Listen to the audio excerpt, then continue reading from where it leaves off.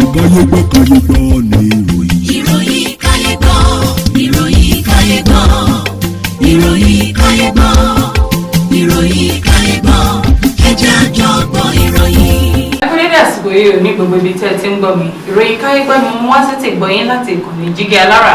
Orúkọ mi ni Olúwafúnmiláyọ̀ Adéṣẹ́wọ́. Ṣáájú ẹgbọ́ kókó tó wà nínú ìròyìn ọ̀hún. Ọwọ́ àwọn Àmọ̀tẹ́kùn ti ìpínlẹ̀ Ọ̀ṣun ti tẹ afurasí kan tó lu àwọn ènìyàn ní jìbìtì. Ọkùnrin kan ti wà ní àkàtà àwọn ọlọ́pàá fún ẹ̀sùn pé ó jí ẹ̀rọ ìbánisọ̀rọ̀ ní àwọn ilé ìjọsìn kan ní ìpínlẹ̀ Èkìtì. Ẹgbẹ́ àwọn akọ́ṣẹ́mọṣẹ́ oníṣègùn òyìnbó ti mú ayédèrú dókítà kan ní ìpínlẹ̀ Plateau. Àwọn ọlọ́pàá ti mú àwọn afurasí méjì lórí ikú ọmọbìnrin ìpínlẹ̀ Edo tó sọnù tí wọ́n pa. Wọ́n ti mú ọkùnrin kan lórí pé ó fipá ní àjọṣepọ̀ pẹ̀lú ọmọ kékeré.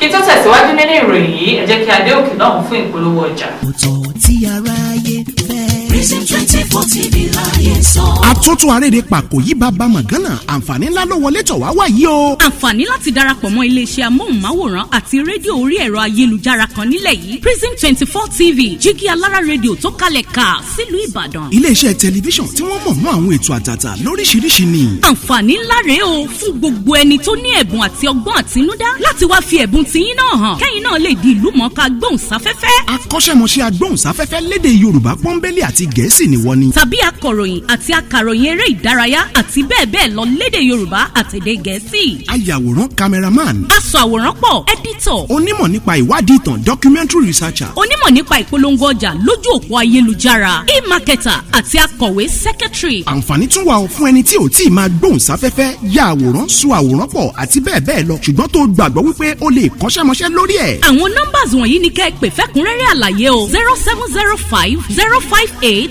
0241 àti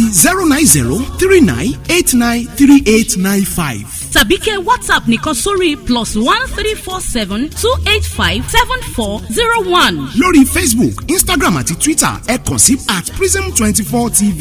Wá lo ẹ̀bùn tiẹ̀ náà níbi táyé ó ti gbà ọ́ ní Prism 24 TV Jígí Alára rédíò. A máa retí yín o. Prison 24 TV Jígí Alára rédíò ní gbogbo àwọn tó dá mọ̀ ń gbọ́. Prison 24 TV Jígí Alára rédíò ní gbogbo àwọn tó dá mọ̀ ń sọ. Tẹlifíṣàn kan àrà ọ̀tọ̀ tí aráyé ń fẹ́. Prison 24 TV láyé sọ. Ó ti akájọ tẹ̀ síbi táyé ti tẹ̀ sí ó yá. Prison 24 TV láyé sọ. Ẹ káàbọ̀ padà láti òkè lọ́hùn-ún. Ìròyìn ọ̀hún rèé lẹ́kùnrẹ́rẹ́. Ọwọ́ àwọn Àmọ̀tẹ́kùn ti ìpínlẹ̀ Ọ̀ṣun ti tẹ afurasí kan tó lu àwọn ènìyàn ní jìbìtì.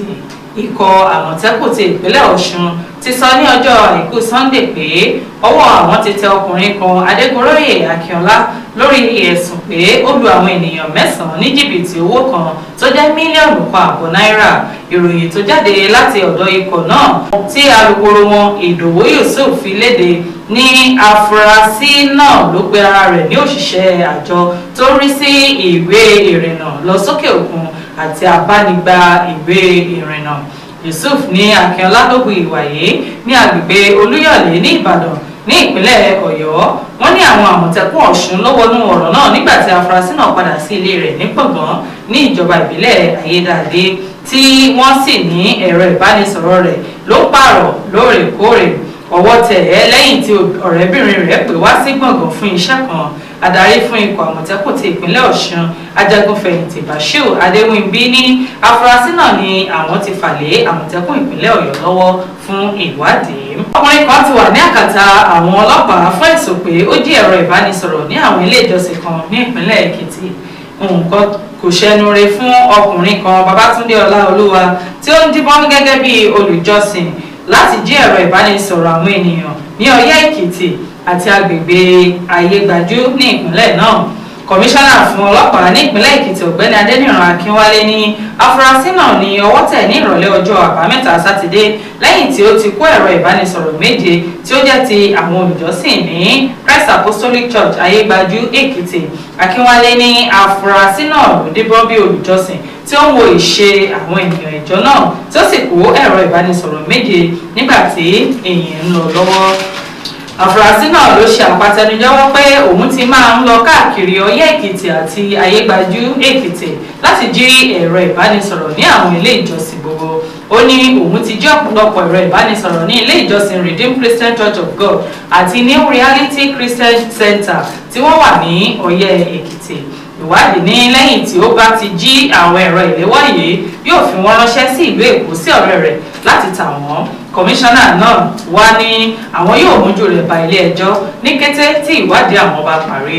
Ẹgbẹ́ àwọn akọ́ṣẹ́mọṣẹ́ oníṣègùn òyìnbó ti mú ayédèrú dókítà kan ní ìpínlẹ̀ Plateau.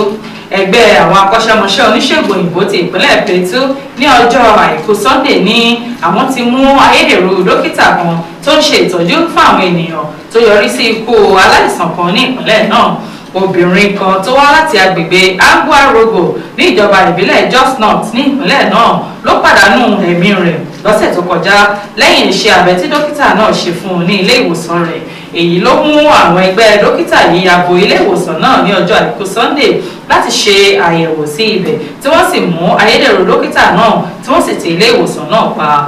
Alága fún ẹgbẹ́ náà dókítà Pagigan Audu fìdí ìṣẹ̀lẹ̀ náà múlẹ̀ ní èyí tí òun àti alukoro fún ẹgbẹ́ náà dókítà Stephanos Bako fọwọ́ sí. Àwọn ọlọ́pàá ti mú àwọn afurasí méjì lórí ikú ọmọbìnrin ìpínlẹ̀ Edo tó sọnù tí wọ́n pa. Àwọn afurasí méjì ló ti wà ní agodo àwọn ọlọ́pàá ìpínlẹ̀ Edo lórí bí ọmọ fásitì kan tó wà ní ìpele kejì ní Delta State University of Science and Technology Agbo Omidan Faith Omodon ṣe sọnù. Ìròyìn ní ẹni náà tó ń gbé ní agbègbè Irú Ègbèdè ní ìjọba ìbílẹ̀ Òhìwọ̀n ní ìpínlẹ̀ Edo ló di àwátì ní ọgbọ̀njọ́ oṣù kẹta ọdún yìí. Ọ̀kan lára àwọn afurasí tó jẹ́ ọ̀kan lára ará agbègbè ọ̀hún ló ṣe àpatẹnujẹ́wọ́ pé àwọn ti gbẹ̀mí ọmọbìnrin náà nígbà tí wọ́n fọ̀rọ̀ wá lẹ́nu wò ní àgọ́ ọlọ́pàá Òpàgè kí wọ́n tó taari rẹ̀ lọ sí ọ̀dọ̀ àjọ SCID yẹn State Criminal Investigation Department Benin. Wọ́n ti mú ọkùnrin kan lórí pé ó fipá ní àjọṣepọ̀ pẹ̀lú ọmọ kékeré. Iléeṣẹ́ ọlọ́pàá ti ìpínlẹ̀ Ògùn ní àwọn ti mú ọkùnrin olùjọ́sìn ẹni 40 ọdún kan Abíọ́lá tí àwọn ènìyàn tún ń pè ní Àrò tí wọ́n fi ẹ̀sùn kàn pé ó fipá ní àjọṣepọ̀ pẹ̀lú ọmọ ọdún 14 ní mọ́ṣáláṣí Ọlọ́run lọ́ba tó wà ní òpópónà Oǹdó ní ìlú Ìjẹ̀bú-Òde ní ìpínlẹ̀ Ògùn. Ní ìṣẹ̀lẹ̀ ọjọ́ àbámẹ́ta sátidé yìí tó wáyé, afurasí yìí ti jẹ́ olùsìn ní mọ́ṣáláṣí náà fún bí ọdún 15 gẹ́gẹ́ bí ìròyìn tó jáde. Lẹ́yìn ìrun ọ̀sán ní mọ́ṣáláṣí náà ní ìṣẹ̀lẹ̀ náà wáyé. Gẹ́gẹ́ bí iléeṣẹ́ ọlọ́pàá ṣe sọ, wọ́n ní ọmọdébìnrin náà ló fẹ́ ṣe ìgbọ̀nsẹ̀ nínú ilé ìtura mọ́ṣáláṣí ọ̀hún kí Àrò tó lọ bá a níbẹ̀ tí ó sì fipá ní àjọṣepọ̀ pẹ̀lú rẹ̀. Alukoro fún iléeṣẹ́ ọlọ́pàá Ọmọlọ́lá Odùtọ́lá fìdí ìṣẹ̀lẹ̀ náà múlẹ̀ tó sì ní àwọn yóò taari afurasí náà lọ sí ọ̀dọ̀ àjọ SCID fún ìwádìí. Kò ní jù báyìí lọ lórí ìròyìn Kayegbo fún ti tòní. Orúkọ mi lẹ́ẹ̀kan sí òun ni Fúnmiláyọ̀ Adéṣẹ́wọ́ láti ìkànnì Jígí Alára Káfíńrẹ́. Kayegbo ni ìròyìn.